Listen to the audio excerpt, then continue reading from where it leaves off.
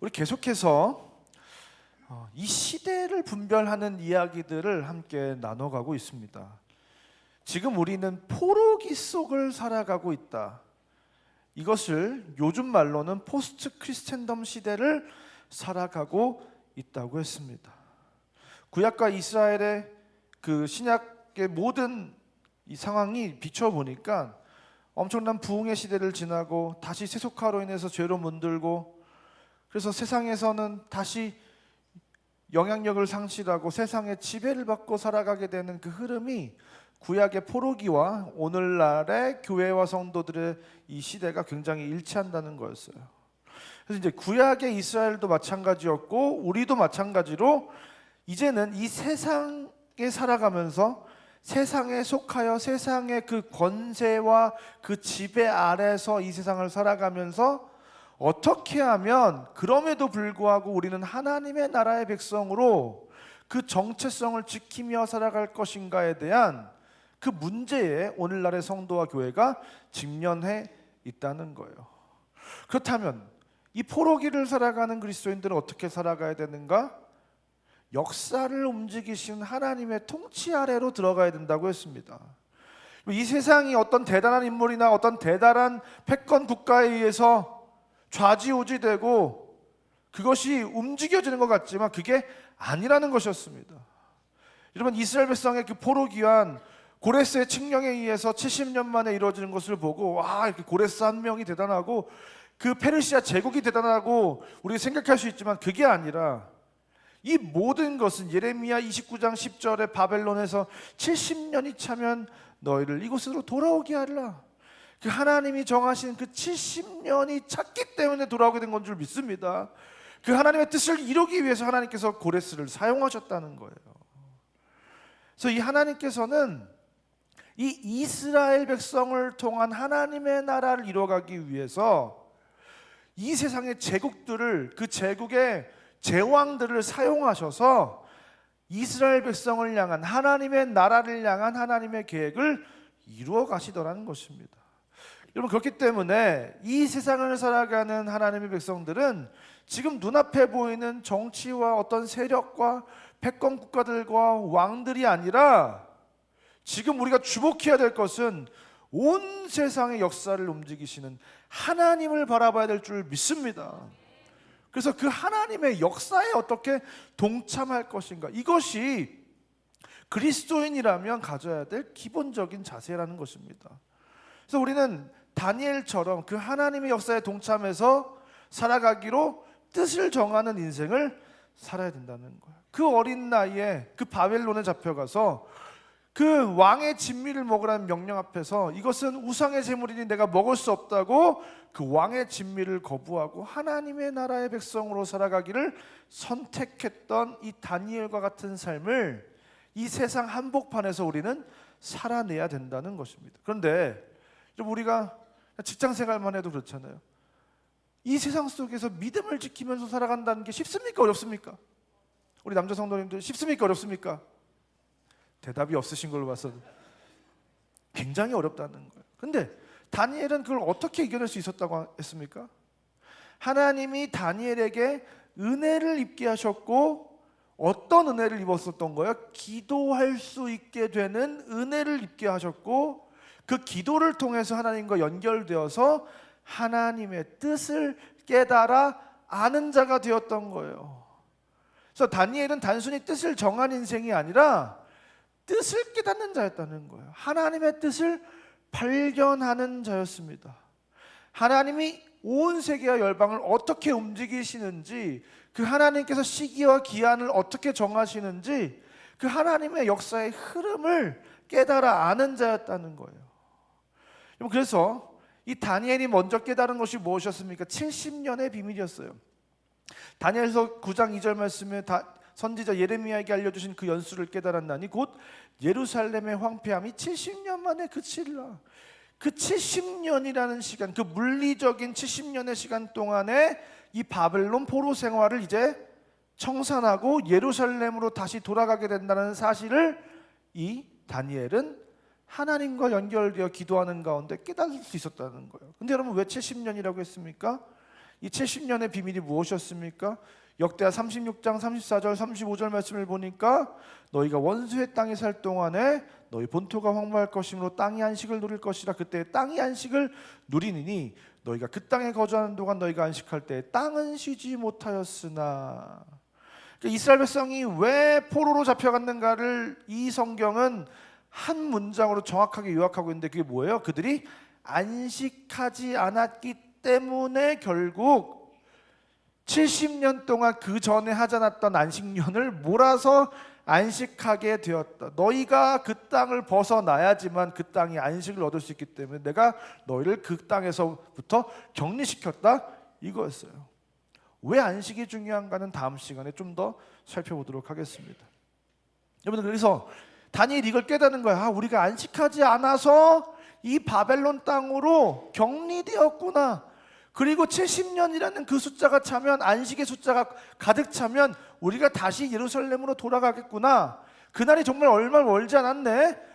다니엘은 너무나도 그 하나님의 뜻을 깨닫고 기뻤어요. 근데 반면에 너무 하나님 앞에 너무 죄송스러웠던 거예요. 그래서 그 자리에서 무릎을 꿇고 9장 3절 말씀을 보니까 내가 금식하여 베옷을 입고 죄를 덮어쓰고 주 하나님께 기도하며 간구하기를 결심하고 그때부터 회개를 하기 시작하는데 9장의 쭉 내용이 그 회개 기도의 내용이 등장을 합니다. 근데 그렇게 회개를 할 때 어떤 일들이 일어났냐면 갑자기 천사 가브리엘이 이 다니엘에게 나타납니다. 너에게 내가 지금 지혜와 총명을 주려고 왔다고 하면서 하는 말이 있었는데 그때 다니엘이 깨달았던 70년의 비밀을 넘어서 이제 이 천사가 71회의 비밀을 가르쳐줍니다. 여러분, 다니엘서 9장 24절 말씀 다 같이 읽도록 하겠습니다. 시작.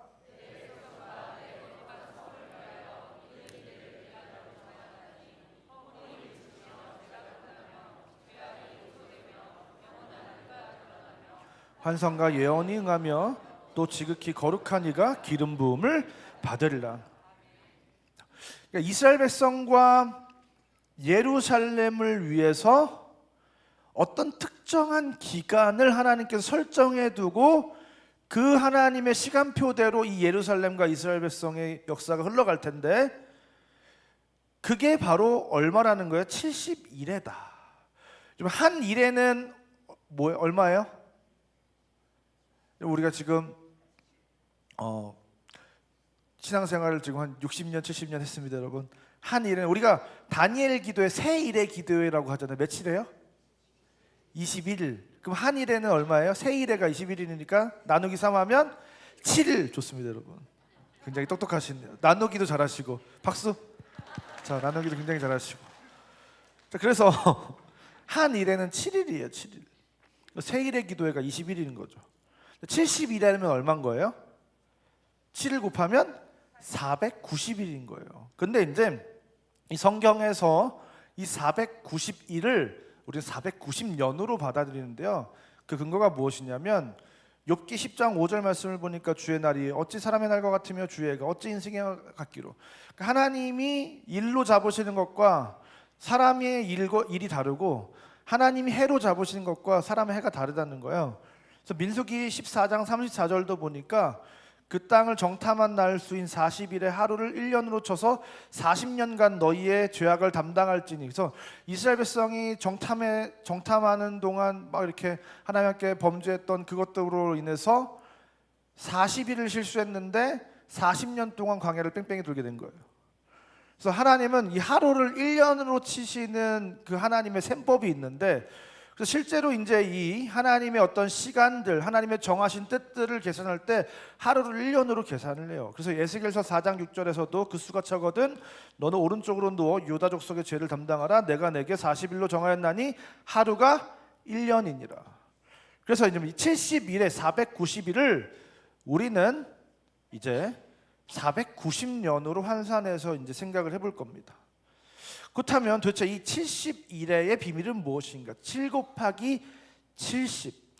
성경에서 7이라고 하는 것은 아주 완전한 완전수예요. 하나님의 어떠한 무언가가 완벽하게 이루어지는 그 순간을 다 7로 표현을 합니다. 근데 여기다가 70을 곱한다는 건 뭐냐면 아주 궁극의 완전수를 말하는 거예요. 여러분, 그래서 예전 우리 예수님께서 마태복음에서 18장에 베드로가 주의 형제가 저한테 잘못을 하면 몇 번이나 용서를 해야 됩니까? 제가 한 7번 정도 하면 되겠습니까? 7이 완전수니까 베드로는 7번 하면 되겠습니까? 하고 호기롭게 내가 7번 정도는 용서를 하겠습니다라고 하니까 예수님께서 뭐라고 말씀하신 거예요? 너가 7번뿐만이 아니라 7번을 70번까지라도 할지니라. 여러분, 그러니까 이 하나님이 정하신 그 완전한 때가 이를 때까지, 완전한 수가 찰 때까지 용서를 하라는 말씀이시죠. 그래서 이 7 곱하기 70은 아주 완전한 하나님의 시간, 그 하나님의 뜻을 상징하는 숫자입니다. 그런데 이 71회가 도대체 그 하나님의 시간표 속에서 어떻게 흘러가게 되는가가 다니엘서 9장 24절 말씀을 다시 보면, 내 백성과 내 거룩한 성을 위하여 70일을 기한으로 정하였나니 허물이 그치며 죄가 끝나며 죄악이 용서되며 영원한 의가 드러나며 환상과 예언이 응하며 또 지극히 거룩한 이가 기름 부음을 받으리라. 그래서 이 70일회가 다 지나고 나면 그 사이에 어떤 일이 벌어지느냐? 죄가 끝나고 용서되고 영원한 의가 나타나고 예언이 성취되고 거룩한 이가 기름 부음을 받게 된다. 이게 무엇입니까, 여러분? 기름 부음을 받은 자, 메시아, 그리스도, 바로 예수님께서 약속대로 예언대로 이 땅에 오셔서 그 환상과 예언이 다 이루어지고 그 예수님의 사역을 통해서 죄악이 사함받고 의를 완성하시는데, 그 70년의 기한 안에 그 일이 벌어진다라는 것이 바로 이 71회의 비밀인 거예요. 그래서 여기서 가장 논점이 되는 부분은 뭐냐면, 이 71회가 문자적인 490년인가 아니면 상징적인 490년인가를 가지고 지금도 계속 싸우고 있습니다. 그래서 문자적인 490년 안에 일어나는 일에 관한 예언일 수도 있고, 아니면 하나님께서 71회라고 하는 어떤 상징 숫자를 통해서 하나님의 계획을 굉장히 아주 큰 단위를 통해서 우리에게 알려주시는 거라고 볼 수도 있습니다. 그런데 이제 이 다니엘서가 이 71회를 이 세 등분으로 나누는데요. 25절 말씀을 보면, 그러면 너는 깨달아 알지니라 예루살렘을 증거하라는 영이 날 때부터 기름 부음을 받은 자 곧 왕이 일어날 때까지 7이르와 62이레가 지날 것이요 그 곤란한 동안에 성이 중건되어 광장과 거리에 세워질 것이며. 지금 이 71회를 어떻게 나누고 있냐면, 처음 7이레와 가운데 62이레와 마지막 한 이레로 지금 이 71회를 나누고 있다는 거예요. 다음을 한번 보여주실까요? 다음. 네, 나누고 있다는 거예요. 그래서 시작점이 언제냐? 예루살렘을 중건하라고 하는 지령이 내려질 때가 시작점을 해서, 먼저 7이레가 지나고 그 다음에 62이레가 지나는 동안 기름 부음을 받은 자, 왕 되신 예수님이 이 땅에 오시게 되는데, 그래서 예수님이 오시는 그 기간이 69일이에요. 근데 69일에는 7을 곱하면 어떻게 되죠? 자, 곱하기 잘하시는지. 자, 시작. 머리가 아프죠. 그래서 69 곱하기 7은 483년이다. 그래서 사람들이 이 483년에 굉장히 집중을 해요. 실제로 얼추 맞거든요.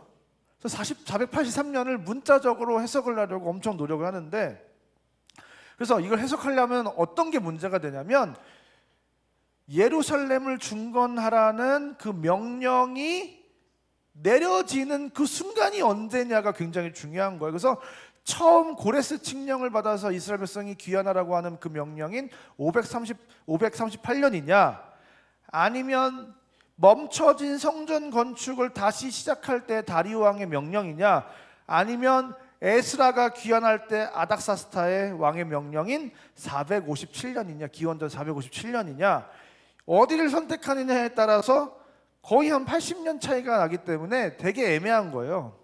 그래서 이제 이거를 문자적으로 보는 사람들은 반드시 아닥사스다의 왕의 명령이라고 생각을 합니다. 그래서 다니엘서 9장 26절 27절 말씀을 보면, 62일의 후에 기름 부음 받은 자가 끊어져 없어질 것이며 27절에 그가 장차 많은 사람들과 더불어 한 이래 동안의 언약을 맺고 이래 절반의 제사와 예물을 금지할 것이며 포악하여 가져간 것이 날개를 이제 설 것이며 이런 말씀이 계속 나오고 있는데요. 62일에 후에 기름 부은 받은 자가 끊어져 없어질 것이며 이 69일에 안에 예수님이 오시고 69일에가 지나면 예수님이 십자가에 달려 죽으신다는 것을 지금 얘기하고 있는 거예요. 그래서 483년 안에 예수님의 공생애가 시작이 될 것이고 그 이후에 예수님께서 십자가에 달려 돌아가신다는 얘기인데, 그래서 실제로 BC 457년에 아닥사스다가 예루살렘에 중건하라는 명령을 내린 시점으로 기준을 하면 우리가 보통 예수님의 탄생 시점을 기원전 4년에서 7년 정도로 보고 있거든요. 근데 이제 요한복음을 보면 예수님이 공생애를 시작할 때가 디베리오 왕 15년이라고 얘기를 하니까 대충 그 시간이 AD 27년경이었을 것이다라고 우리가 추정을 합니다. 그래서 457 더하기 27을 하면 정확하게 만 483년이 돼요. 할렐루야. 놀랍지 않으세요, 여러분? 그래서 69일에가 아주 정확하게 완성이 되거든요. 딱 맞아요. 그래서 많은 보수적인 신학자들도 69일에가 483년의 그 시간이었다고 문자적으로 생각하는 사람들도 많이 있어요. 근데 문제는 무엇이냐면 마지막 한 일에는 안 맞아요. 예수님이 승천하신 이후에 한 왕이 나타나는데 그가 한 일의 언약을 맺는다고 성경이 말하고 있고, 그 한 일에 동안 어떤 일이 벌어지느냐, 성읍과 성소를 무너뜨리고, 그러니까 하나님의 교회와 공동체를 완전히 무너뜨리고, 그래서 하지만 그 끝에, 한 일의 끝에는 홍수에 휩쓸림 같이 우리를, 기독교를 박해하는 자들이 휩쓸려 갈 것이다 라고 말씀을 하신 다음에, 그래서 이제 우리가 이 마지막 한 해에는 굉장한 영적 전쟁의 기간이고 그 끝에는 이 땅이 완전히 황폐하게 될 것이다. 이것이 한 일에 관한 예언이거든요. 그런데 성경은 27절을 보면 그 한 일회를 다시 반으로 쪼갭니다. 그래서 이 일회의 7년의 절반인 3년 반, 그 절반쯤이 되면 3년 6개월이 지날 그 즈음에 그 약속을 했던 그 왕이 예배와 예물 드림을 가로막는다고 합니다. 그래서 성도들이 신앙생활을 하기 어려워지게 만드는 시점이 그 7년의 한 중반 정도가 된다는 것이고, 그 다음에 포악하고 가증한 것이 선다고 하는데 그것은 무엇이냐면 예수님께서 마태복음 24장에서 예언하신 멸망에 가증한 것이 거룩한 곳에 선 것을 보거든의 바로 그것이거든요. 다시 이 말하면 우상이 성전 가운데 들어온다는 거예요. 그래서 교회가 타락하게 되는 모습을 보여주고 있습니다. 그래서 이 마지막 이 한 일회의 그 중간 즈음에 기독교를 향한 대대적인 강력한 핍박이 시작이 된다는 거예요. 쉽게 설명을 하면 마지막 한 일회는 뭘 상징하냐면 종말의 때를 상징하는 겁니다. 그래서 그때 하나님과 하나님의 교회와 성도를 대적하는 적그리스도가 나타나서 예배와 예물드림의 신앙생활 자체를 굉장히 어렵게 만들고 성전에 우상의 요소를 가득 담아서 교회를 무너뜨리게 된다. 이것이 그 한 일의 절반쯤에 일어나는 일이라는 겁니다. 근데 문자적으로 보면 그 7년은 예수님 오신 이후에 7년이 이미 지났어요, 안 지났어요? 이미 지났다는 것이죠. 그래서 이제 이것을 둘 중에 하나로 받아들이는 거예요. 그래서 7 플러스 62 플러스 1의 이 71에는 모두가 다 상징수이거나 아니면 7 플러스 62까지는 문자적인 483년의 숫자이고 마지막 한 일에는 종말을 상징하는 상징수다. 그래서 진짜 물리적인 시간의 69일에와 또 다른 상징수인 한 일회가 섞여 있다. 이렇게 볼 수 있는 것이죠. 그런데 또 어떤 사람들은 어떻게 하는지 아세요? 이 마지막 한 일회 7년을 다시 일로 환산을 하면 보통 우리가 이 7년을 1261을 곱하기 2 해가지고 2521로 우리가 계산을 하는데요. 그러면 놀라운 일이 벌어집니다. 어떻게 됩니까? 2520년이 지나면 예수님이 오시겠구나 이렇게 생각을 해요. 그럼 어떻게 되는 거예요, 여러분? 이게 언제부터 시작해야 돼? AD 27년 69일에가 끝나는 시점이 이 AD 27년이면 2521일 다음 어떻게 돼? 2547년에 예수님이 오신다고 주장하는 사람들이 있습니다. 그리고 그게 맞다면 어떻게 되는 거예요? 이제 우리 몇 년만 참으면 되는 거예요? 이제 500년만 참으면 예수님이 오시는 거예요. 어떤 분들은 다행이다 이런 분이 계실지 모르겠어요. 우리 때는 아니구나. 그 마지막 때 그 엄청난 대환란과 그 고통의 시간이 우리 때는 아니구나. 막 순교해야 되고 막 그런 큰 환란이 시작되는 순간은 아니구나. 지금 살던 대로 적당히 둥글게 살다가 천국 가야 되겠다 이런 마음을 가질 수도 있겠는데요. 중요한 것은 무엇이냐면 이게 문자적인 수가 맞냐 아니냐, 상징이냐 아니냐 이게 아니라는 거예요. 다니엘서 12장이 우리에게 가르쳐주는 것은 무엇이냐면 다니엘서 12장이 그 마지막 날 끝날에 관한 예언을 계속해서 이야기를 하는데요. 그때에 내 민족을 호위하는 큰 군주 미가엘이 일어날 것이요 또 환란이 있으리. 하나님이 성도들을 보호하기 위해서 미가엘을 일으키시지만 그때는 엄청난 환란이 있는데 어떤 정도의 환란이냐? 이는 개국 이래로 그때까지 없었던 환란일 것이다. 이스라엘 나라 민족을 하나님께서 처음 선민 이스라엘을 세우신 이후에 이제 영적인 이스라엘 교회가 세워지고 하나님 나라에 단 한 번도 없었던 엄청난 환란이 찾아올 것이다. 그래서 전무후무한 환란이 찾아오게 된다. 그 한때 안에, 그 한 일에 안에, 그 창징수인 7년이라고 하는 시간 안에 엄청난 환란이 있을 것이다는 거예요. 근데 우리가 그것을 실제로 아까 말씀드린 것처럼 그 7년 마지막 한 일의 한 절반 즈음부터 강력한 큰 환란이 시작될 것이라고 우리는 추정합니다. 그래서 다행인 것은 제가 생각할 때 지금은 한 일의 기간이 있다면 그 절반 지점을 통과하기 직전쯤에 있는 것 같아요. 근데 이 마지막 때가 오는 특징이 있어요. 이게 이제 이 절반을 넘어가려고 할 때의 특징을 다니엘서 12장 4절이 이렇게 얘기하고 있습니다. 다니엘아 마지막 때까지 이 말을 간수하고 이 글을 봉함하라. 많은 사람이 빨리 왕래하며 지식이 더하리라. 여러분 우리는 종말 마지막 때 하면 아주 멀리 있는 것처럼 느껴지고 그냥 지금 이 세상을 살아갈 때 우리 때는 아니니까 그냥 적당히 이렇게 신앙생활을 하다가 천국 갔으면 좋겠다라고 생각하고 살아가는지 모르겠어요. 그런데 12장 4절에 빨리 왕래하며, 여러분 역사상 지금보다 더 빨리 이 지구촌을 왕래할 수 있는 시대가 있습니까? 하루 안에 지구촌 어디든지 갈 수 있고, 어떤 권사님들은 제주도를 당일치기로 갔다 오세요. 어떤 청년들은 후쿠오카를 당일치기로 갔다 왔대요. 요즘은 우주도 갔다 오는 시대입니다. 화성에 사람을 보낸다고 하는 시대예요. 여러분 생각보다 그 빨리 왕래하는 시대가 혹시 지금은 아닐까 생각하는 무언가 우리 안에 두려움과 긴장이 있어야 된다는 것. 다음, 지식이 더하리라. 불과 10년 전, 20년 전에 우리는 정보의 홍수 속에 살아가고 있고 완전 정보가 우리의 모든 곳에 가득해서 유비쿼터스의 시대에 살고 있고, 그 시대를 지나서 지금은 인터넷과 유튜브와 SNS의 시대, 수많은 정보를, 말도 안 되는 정보의 양을 접하고 있는 시대를 지나서 이제는 어떤 시대가 다가오고 있는 거예요?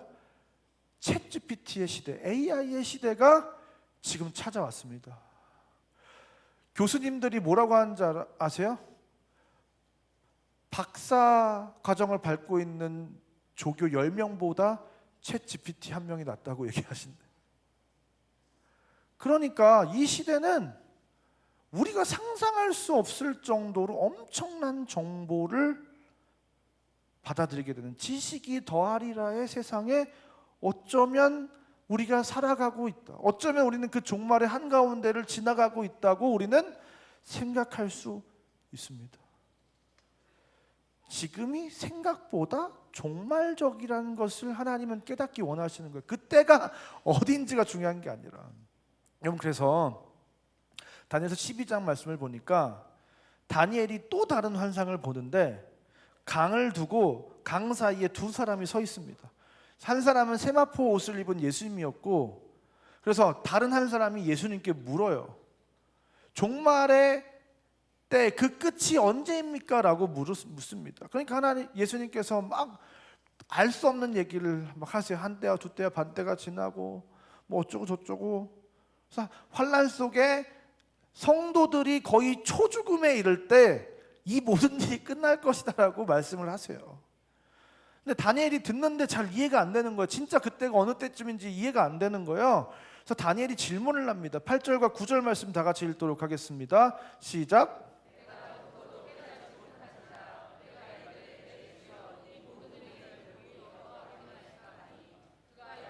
다니엘아, 갈지어다.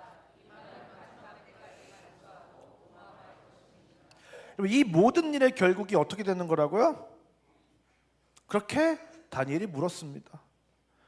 하나님, 그러니까 이 모든 일의 결국이 어떻게 되냐는 거예요. 이해가 안 되니까 다니엘이 물었다는 거예요.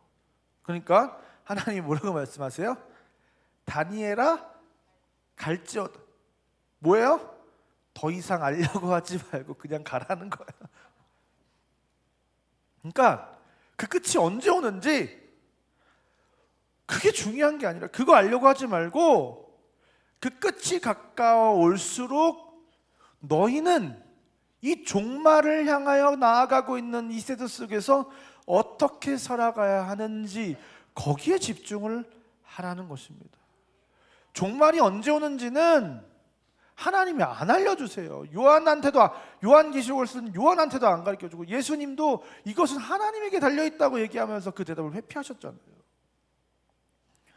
근데 또 걱정이 되는 것은 뭐냐면, 가끔 설교하고 가면 딴소리를 하시는 분들이 계세요. 갑자기 졸다가 잠깐 들은 거가, 그래서 오늘 설교 듣고 목사님이 2547년이 되면 예수님 오신대 뭐 이렇게 얘기했다고 순간적으로 2547년, 그 숫자는 너무나도 정확하게 기억하시면서 그렇게 말씀하시는 분들이 계실 수 있는데 아니라는 거예요. 하나님이 다니엘한테도 안 가르쳐주고 아무한테도 안 가르쳐줘요. 대신 종말의 정황들을 알려주시는데, 지금이 마지막 그 한 일회에 어느 즈음을 지나가고 있다는 사실을 우리는 부인할 수 없다는 거예요. 이거를 굉장히 무겁게 받아들이기를 하나님이 원하시는 겁니다. 이것을 이 다니엘서와 신약의 마지막 서인 계시록이 굉장히 연결이 되어 있는데요. 이 종말의 때인 1260일이 상반기와 하반기가 있는데, 교회와 성도들이 양육을 받고 측량을 받는 한때, 두때, 반때와 두 증인이 복음을 전하는 1260일은 그 7년의 전반기라고 볼 수 있습니다. 그리고 이 3년 반이 지나는 그 어느 때에 딱 3년 반 그 즈음에 예배와 예물드림이 금지되는, 기독교가 완전히 박해를 받는 시기가 다시 온다는 거예요. 여러분, 죄송하지만 우리가 아무리 노력해도, 기독교 방면운동을 아무리 막아도 그때는 옵니다. 그게 한 일의 절반인 3년 반 어느 어간이라는 거예요. 그리고 그 3년 반이 지나는 그 어느 때에 예배와 예물드림이 금지되고 신앙생활이 방해받게 되는 그 순간부터 엄청난 기독교를 박해하는 대환란이 찾아오게 된다. 그래서 다시 한번 제가 조심스럽게 예측하기로는 오늘날의 교회는 그 전반기에 끝을 향하여 가고 있는 것 같다는 거예요. 얼마 지나지 않아서 어쩌면 우리 다음 세대, 한 다다음 세대 정도가 되면 기독교는 박해를 받을지도 모르겠습니다. 여러분, 그렇기 때문에 이 교회와 성도는 지금 엄청난 환란의 시대를 앞두고 있을 수 있다는 사실을 우리는 굉장히 주의하고 경계하며 이 시간을 읽어야 된다는 거예요. 다니엘처럼. 그래서 철저하게 이 전반기 3년 반의 시간 동안 교회와 성도가 양육받기 위해서 하나님이 그 시간을 지금 지연시키고 계신데, 지금 이때에 교회와 성도가 정신을 차리고 양육을 받고 측량을 받아서 거룩한 하나님의 사람이 돼서 두 증인과 같이 하나님의 권능을 받아서 그 세상 한복판으로 나아가서 예수 그리스도의 십자가의 사랑과 생명을 전달하는 선교적인 삶을 살아가는 자로 우리의 인생이 변화되지 않으면, 우리는 그 하나님 앞에 섰을 때 내가 분명히 다니엘을 통해서 요한계시록을 통해서 이렇게 경고했는데 넌 왜 그렇게 살지 않았어? 라고 하는 엄청난 질책을 받게 될 것입니다. 그래서 다니엘서가 우리에게 이렇게 교훈하는 거예요. 12장 10절 말씀에 많은 사람이 연단을 받아 스스로 정결하게 하며 희귀할 것이나 악한 사람은 악을 행하리니 악한 자는 아무것도 깨닫지 못하되 오직 지혜 있는 자는 깨달으리라. 다니엘서가 이 종말의 때 사람들을 두 분류로 분리하고 있습니다. 이게 무엇입니까? 지혜 있는 자와 악한 자로 구분을 하고 있는 거예요. 근데 지혜 있는 자는 어떤 자라고요? 깨닫는 자라는 거예요. 지금 이 시대가 어떤 시대이고 이 시대에 하나님의 사람들에게 하나님이 무엇을 요구하고 있는지를 정확하게 깨닫는 자. 그래서 자기를 연단하고 그 연단을 받아 자기를 정결하게 하고 희귀하기를 스스로 선택하는 사람이 있고, 반면에 악한 자는 어떤 자는 아무것도 깨닫지 못하는 자가 악한 자라는 거예요. 그래서 악을 행하기를 스스로 선택한 자가 있다는 거예요.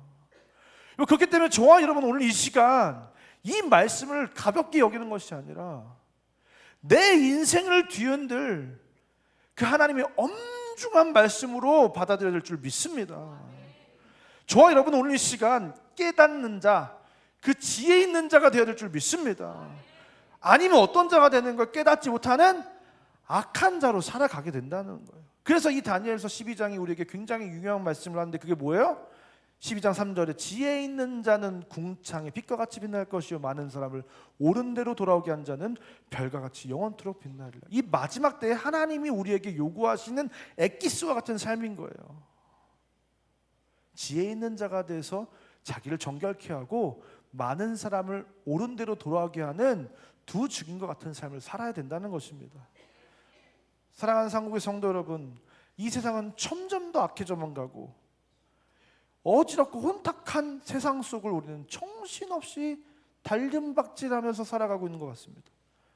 그런데 이 세상이 점점 종말을 향하여 빠른 속도로 나아가고 있는데, 하나님의 사람, 그 하나님의 역사의 주인공이라고 하는 하나님의 백성들이 그 하나님의 시간표를 바라보지도 못하고 어떠한 반응도 없고 깨달음도 없고 아무런 생각 없이 이 세상을 살아간다? 그것은 마치 무엇과도 같습니까? 개구리를 냄비 속에 서서히 온도를 올려가지고 물을 끓이고 그 안에 집어넣는데, 이 물이 끓고 있다는 것을 전혀 인지하지 못하고 파멸과 죽음 속을 향하여 가고 있는 그 개구리의 모습과 지금 오늘날의 이 땅의 교회와 성도의 모습이 너무나도 유사하지 않습니까? 사랑하는 상고의 성도 여러분, 우리는 그 종말의 온도를 느껴야 할 줄 믿습니다. 지혜 있는 자가 돼서 그 파멸의 냄비 속에서 뛰쳐나와야 될 줄 믿습니다. 여러분, 개판 5분 전이라는 말을 아시나요? 처음에 그 개판 5분 전이라는 말의 뜻을 저는 처음 알았어요. 개판이다 이런 건 줄 알았어요. 막 개들이 막 이렇게 정신없이 돌아다녀가지고 막 어지럽히고 막 시끄럽게 하고 막 짖고 막 개판 5분 전이네 인 줄 알았는데, 그게 아니라 6.25 때 피난민들이 점점 부산으로 몰려가서 부산 인구가 그 당시 20만 명 정도가 됐는데 거의 80만 명 이상 계속 모이니까 부산에 계속 고립이 되니까 먹을 것은 없고 정부에서 무료 배식소를 막 설치를 했는데 밥을 나눠주기 전 5분 전에 개판 5분 전 그 밥솥 뚜껑을 여는 그걸 개판이라고 했던 거예요. 개판 5분 전 소리를 지르면 그 5분 이후에 밥솥 뚜껑을 열어서 이제 밥을 퍼주는데, 그때 배고픈 사람들이 개판 5분 전 소리를 듣고 정신없이 달려와서 막 밀치고 난리 난장판이 되고 아수라장이 되는 그 상황을 개판 5분 전이라고 했다는 거예요. 근데 이 이야기를 들으면서 제가 굉장히 마음속에 감동이 있었던 것은 무엇이냐면, 이 세상이 진짜 이 개판 5분 전처럼 점점 엎지럽고 혼탁해져 간다는 것은 어쩌면 그것이 이 세상이 그만큼 굶주리고 갈급하고 진정한 생명의 공급이 필요하다고 아우성치고 있는 것인지도 모르겠다, 그런 생각이 들더라고요. 여러분, 그 순간에도 두 사람이 있는 거예요. 밥을 얻으려고 밀치고 잡아당기면서 정신없이 씨름하는 사람의 한 분류와, 그곳에는 개판 5분 전 소리를 치면서 생명을 공급하는 자로 서 있는 사람이 있다는 거예요. 사랑하는 상국의 성도 여러분, 종말을 향하여 달려가는 이때 저와 여러분 누가 되어야 되겠습니까? 여전히 칼급하고 목마르고 그것이 무엇인지 아직도 헤매이면서 생명 없는 자, 진짜 생명을 알지 못하는 자, 그 미련한 자의 삶을 살아가셔야겠습니까? 아니면 영원히 목마르지 않는 그 생명수이신 예수 그리스도를 발견하고 다시는 줄이지 않을 생명의 떡 대신 예수 그리스도를 소유하고 풍성히 누리며 지혜 있는 자로 그 하나님의 뜻을 깨달아 생명을 공급하는 자의 위치에서 살아가는 자가 되어야겠습니까? 지혜 있는 자는 궁창의 빛과 같이 빛날 것이요, 많은 사람을 옳은 대로 돌아오게 한 자는 별과 같이 영원토록 빛나리라. 오늘 시간 서서히 끓어가는 그 냄비의 온도를 지각하는 그 지혜가 저와 여러분의 있기를 주님으로 축원드립니다. 그 파멸로 향하는 그 냄비에서 뛰쳐나와 지혜 있는 자로 생명을 누리고 살아갈 뿐만 아니라 그 개판 5분 전에 이 생명이, 진정한 생명이, 참 생명이 간절히 필요한 이 세상과 이 세상의 사람들에게 생명을 전달하는 자로 살며 많은 사람들을 옳은 대로 돌아오게 하여 하나님 나라의 별과 같이 빛나는 그 영광을 누리게 되는 인생을 살아가는 저와 여러분 되시기를 주님으로 축원드립니다. 시간 다 같이 자리하셔서 그 고백을 담아서 하나님께 찬양하겠습니다. 나의 사랑, 너는 어여쁘고 참 귀하다. 어느 보석보다 귀하다. 내가 사랑스럽지 않을 때 너를 온전히 사랑하고 너와 함께하려 내가 왔노라. 주의 사랑, 주의 사랑, 이 사랑은 결코 변치 않아. 모든 계절 돌보시네. 푸른 마르고 꽃은 시드나 주의 말씀을 실시네. 실수가 없으신 주만 바. 주님의 나라와 주님의 나라와 뜻이 나의 삶 속에 임하시며 주님 알기를 주만 보기를 소망해. 거룩히 살아갈 힘과 거룩히 살아갈 힘과 두려움 없는 믿음 주신 나의 하나님 완전한 사랑 찬양해. 다시 한번 믿음으로 고백하기 원합니다. 나의 사랑,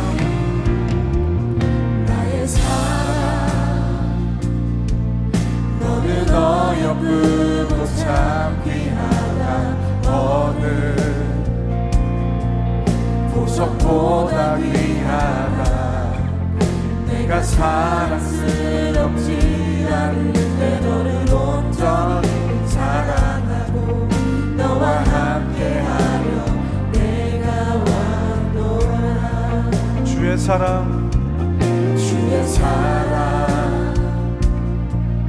이 사랑은 결코 변치 않아. 모든 계절 돌보시네. 푸른 마를 봄꽃은 시들나 주의 말씀 진실해. 실수가 없으신 주만 따라.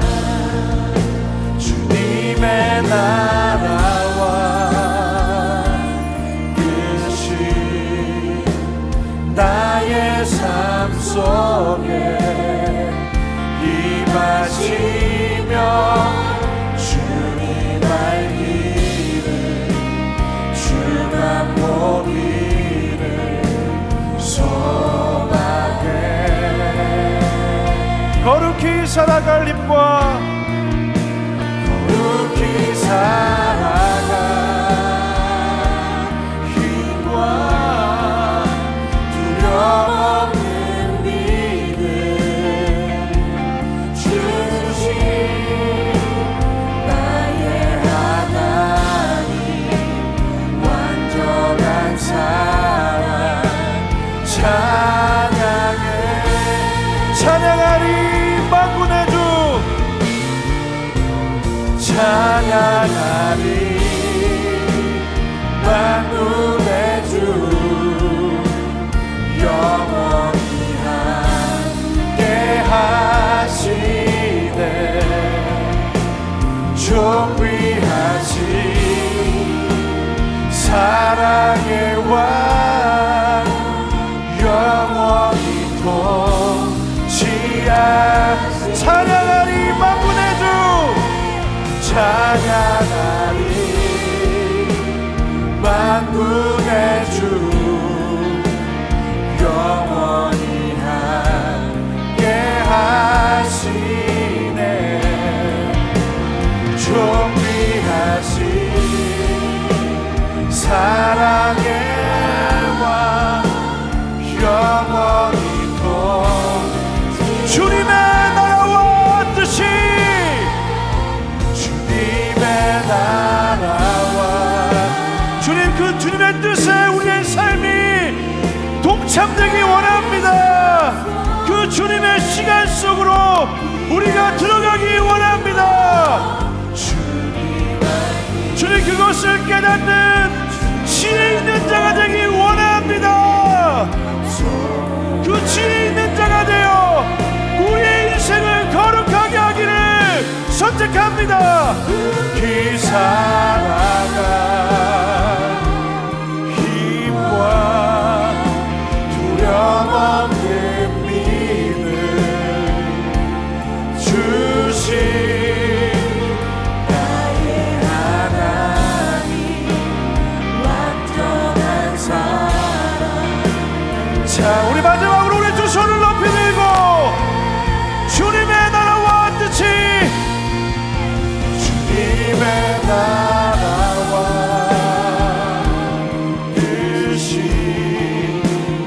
나의 삶 속에 임하시며 주님 알기를 주만 보기를 소망해.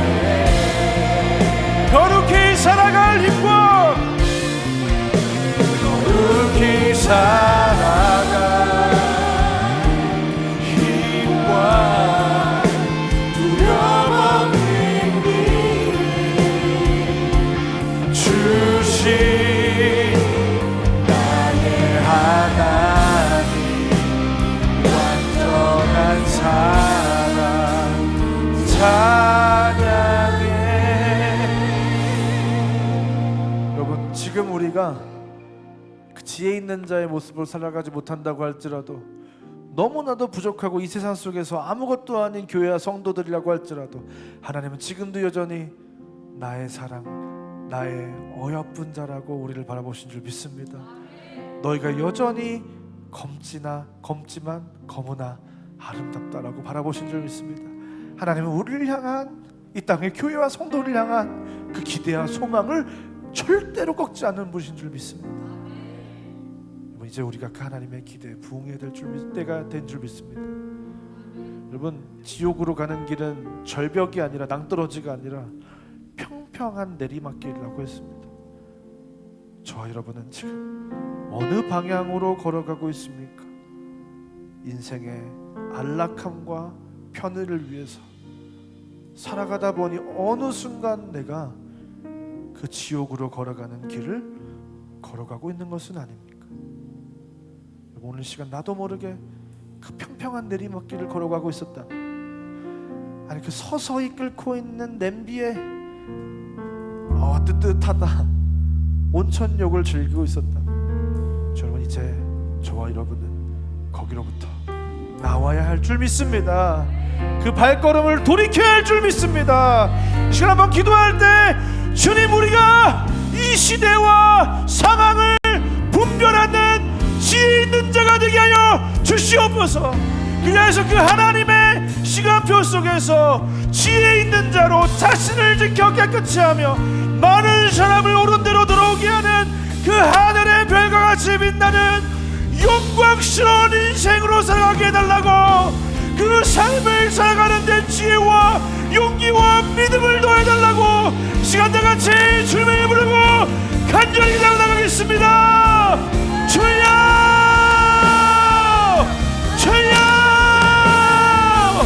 오늘 감사합니다. 하나님, 지금 우리가 살아가고 있는 이 세상이 점점 더 혼탁해지고 어지러워지고 있는 이 시대에 하나님, 우리가 이 땅의 그 종말을 향하여 나아가고 있다는 그 사실을 하나님, 우리가 깨닫게 하여 주시옵소서. 이 세상이 점점 더 끝을 향하여 가고 있다는 사실을 우리가 깨닫게 하여 주시옵소서. 하나님, 이제 우리가 그 평평한 내리막길이 아니라 서서히 들어가고 있는 냄비가 아니라 하나님, 이제 우리가 그곳부터 벗어나고 돌이켜서 지혜 있는 자가 되어 하나님, 주님 걸어가신 그 골고다 언덕을 향하여 우리 몫의 십자가를 지고 그 좁은 길을 걸어가는 그 두 종의 삶을 우리가 선택하게 하여 주시옵소서.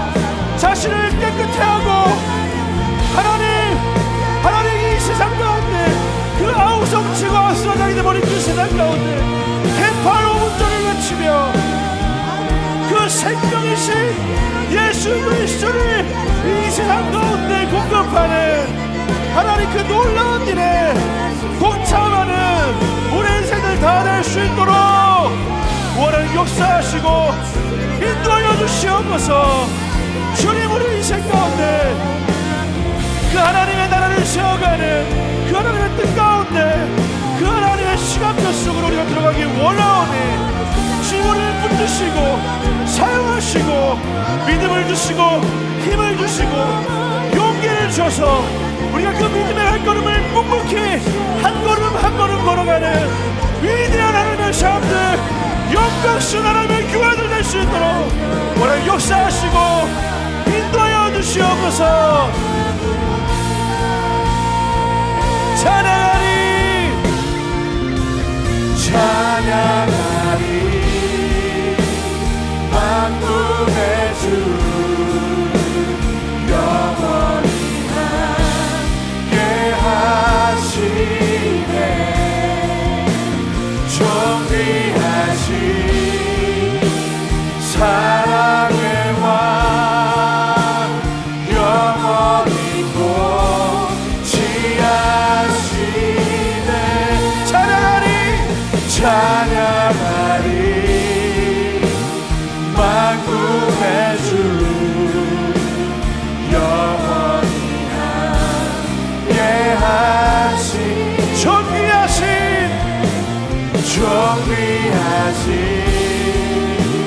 사랑의 왕 할렐루야 주님의 나라와 뜻이 주님의 나라와 뜻이 나의 삶 속에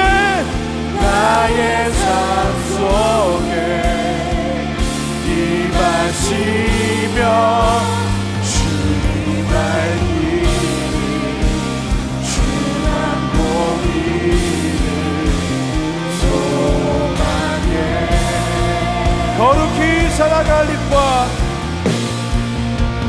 거룩히 살아갈 힘과 두려움 없는 믿음 주신 나의 하나님 완전한 사랑 찬양해. 그 하나님께서 우리에게 그 거룩히 살아갈 힘과 믿음과 용기를 허락하실 줄 믿습니다. 온 시간 지혜 있는 자가 되어 그 삶을 선택하는, 그 서서히 끌어가는 그 냄비 속에서 뛰쳐나오는 평평한 내리막길에서 우리 발걸음을 돌리는 저 여러분의 인생 되시기를 주님의 이름으로 축원드립니다. 시간 자리에 앉으시면서 이렇게 고백하기 원합니다. 이 시대를 분별합시다. 아멘. 오늘 시간 주신 일 감사해서 준비한 예배를 하나님께 봉헌하는 시간 갖도록 하겠습니다.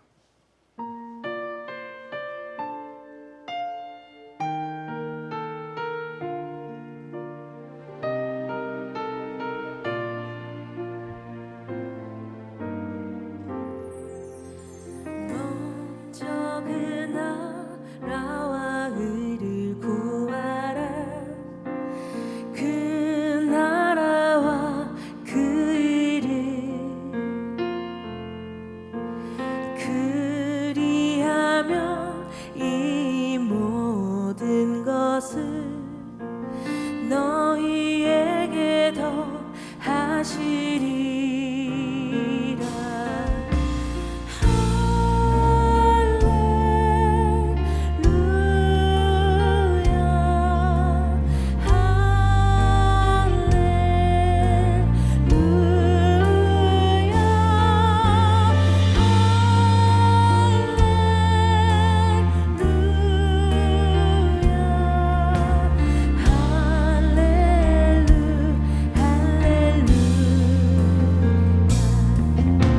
사람이 떡으로만 살 것 아니요 하나님 말씀으로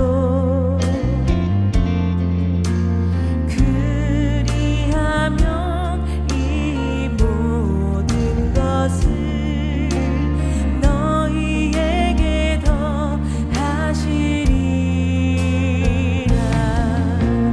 구하라 그리하면 주실 것이요 찾으라 찾을 것이요 두드리라 문이 열릴 것이니 할렐루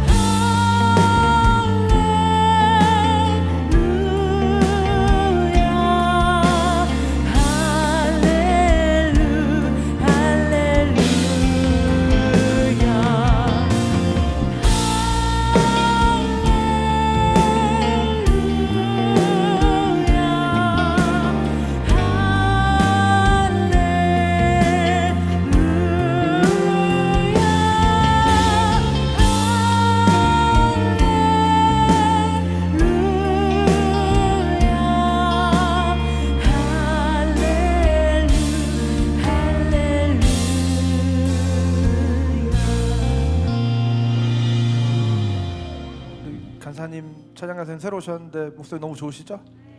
잘 오셨다고 큰 박수로 한 번만 격려하도록 하겠습니다. 특별히 오늘 이렇게 또 봉헌해준 귀한 가정이 있습니다. 손홍희 성도님, 오연수 권사님, 큰 가족인데 큰 박수로 한번 너무 격려하겠습니다. 우리 점점 이제 교회 안에서 이 결혼하는 친구들이 많아지니까 이렇게 시부모님과 이렇게 친정어머님과 이렇게 오는 함께 이렇게 봉헌하는 가정이 많아지고 있고요. 우리 또 정혁이는 굉장히 근육이 뛰어난 발달한 굉장히 부러운 마음입니다. 어쨌든 여러분 기도 많이 해주시면 감사하겠습니다. 기도하겠습니다. 사랑하는 하나님 너무나 감사드립니다. 오늘도 우리에게 귀한 날을 주시고 이 날에 주님이 안식하라고 명령하신 이 날에 우리가 이 시간을 하나님께 드릴 수 있게 하신 것 참 감사합니다. 우리가 뜻을 정하여 이 시간을 하나님께 드리고 이 시간을 통하여 그 살아계신 그 하나님을 풍성히 누리고 그 하나님의 품 안에서 그 아버지 하나님의 마음을 우리가 발견하게 하신 하나님 너무나 감사드립니다. 하나님 온 세상의 시작과 끝을 정하시고 그 모든 순간순간의 일들을 하나님의 뜻대로 이뤄가시는 하나님, 오늘 이 시간 특별히 그 70년의 비밀을 넘어 71회의 비밀을 우리에게 깨닫게 하시는 하나님 너무나 감사를 드립니다. 하나님 그 비밀 속에서 예수 그리스도를 이 땅에 오게 하셨고 그 예수 그리스도로 말미암아 우리를 구원하셨고 이제 예수 그리스도가 다시 오시는 그날을 고대하는 인생을 살아가게 하신 것 참 감사합니다.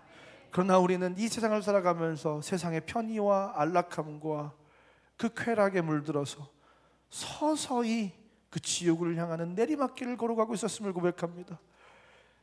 나도 모르게 그 냄비 속에 서서히 물 온도가 올라가고 있는 그곳에서 그 뜨뜻함을 즐기며 살아갔던 우리 인생이었음을 고백합니다. 하나님 그러나 이제 우리가 이 시대를 분별하는 지혜가 있게 되기를 원합니다. 하나님께서 오늘 이 시간 이 종말을 향하여 가는 교회와 성도를 향하여 호소하고 계신 것처럼 하나님 오늘 이 시간 그 하나님의 음성을 우리의 귀로 우리의 마음으로 우리의 영혼이 하나님 받아들이기 원합니다. 우리 영혼의 신비에 그 하나님의 말씀을 깊이 새기기 원합니다.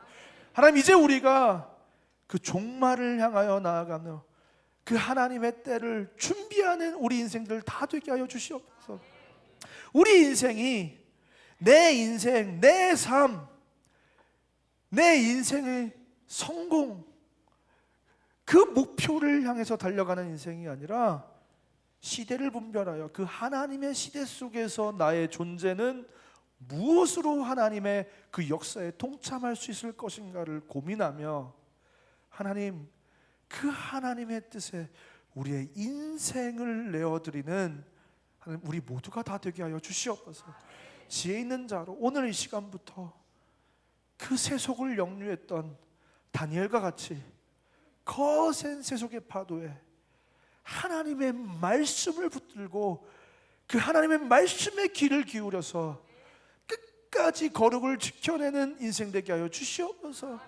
하나님뿐만 아니라 이 혼탁한 세상 생명이 필요하다고 아우성치고 거짓 그 생명에 그것을 얻으려고 아수라장이 되어가고 있는 이 세상 속에서 하나님 우리가 그 세상의 일부가 되는 것이 아니라 그 목마름을 채우기 위해서 가짜 그 소금물과 그 영원히 우리를 채워줄 수 없는 이 세상의 떡에 목매는 인생이 아니라 이제 우리가 개판 5분 전 소리를 외치며 생명을 공급하는 생명의 공급자가 되는 우리 인생들 다 되게 하여 주시옵소서.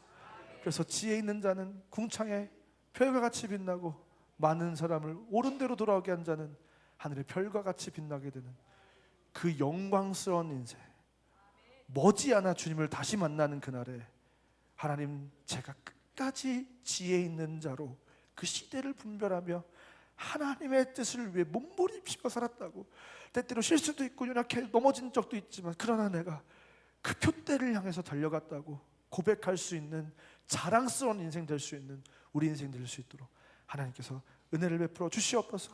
하나님 오늘 이 시간 예물을 봉헌한 귀한 가정이 있습니다. 이 가정을 기억하여 주시고 이 마지막 때에 하나님의 손에 붙들리는 지혜 있는 가정 되게 하여 주시옵소서. 그래서 생명을 공급하는 가정 되게 하시고 많은 사람을 옳은 대로 돌아오게 하여 하나님 하늘의 별과 같이 빛나는 영광스러운 가정 될 수 있도록 이 가정을 귀하게 사용하여 주시옵소서. 이제 우리 구주 예수 그리스도의 은혜와 하나님의 사랑과 성령 하나님의 감화 감동 위로 교통 충만한 역사가 오늘 이 시간 그 하나님의 뜻과 시대를 분별하여 마지막 때를 준비하는 교회와 성도로 지혜 있는 자로 살아가기를 결단하고 돌아가는 이 자리에 모인 모든 주의자들을 머리 위에 세계 모든 땅의 끝에서 그 하나님의 때를 준비하는 수많은 하나님의 사람들 머리 위에 이제부터 영원까지 함께 있을지어다.